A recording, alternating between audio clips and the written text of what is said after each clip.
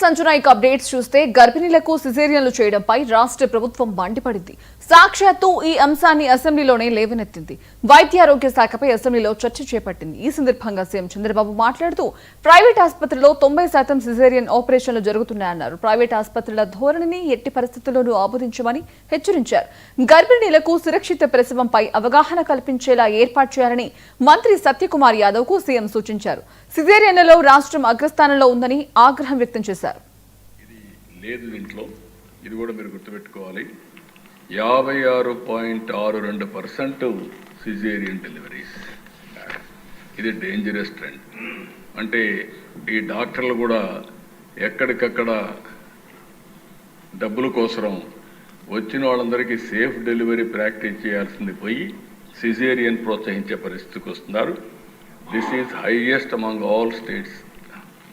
మంది అన్ని రాష్ట్రాల కంటే ఆంధ్రప్రదేశ్ సిజేరియన్ ఆపరేషన్లో నెంబర్ 1. అంటే 90% సిజేరియన్ అన్ని ప్రైవేట్ హాస్పిటల్ జరుగుతున్నాయి.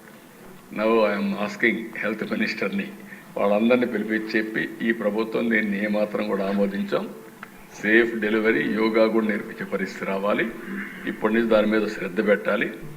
ఎప్పుడు కూడా ఆపరేషనే. భగవంతుడు ఇచ్చినటువంటి నేచురల్ బాడీని కట్ చేయడం కరెక్ట్ కాదు. అందుకనే దానిపైన కూడా శ్రద్ధ పెడతాం.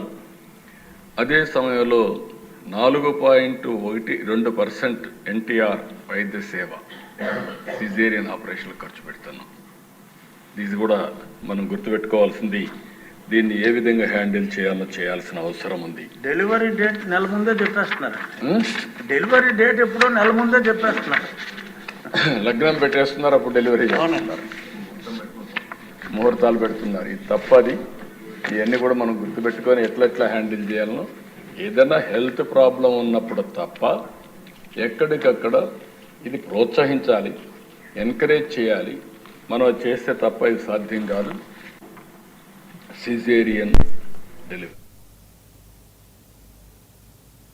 మంచిర్యాల జిల్లాలో మహిళల అభివృద్ధికి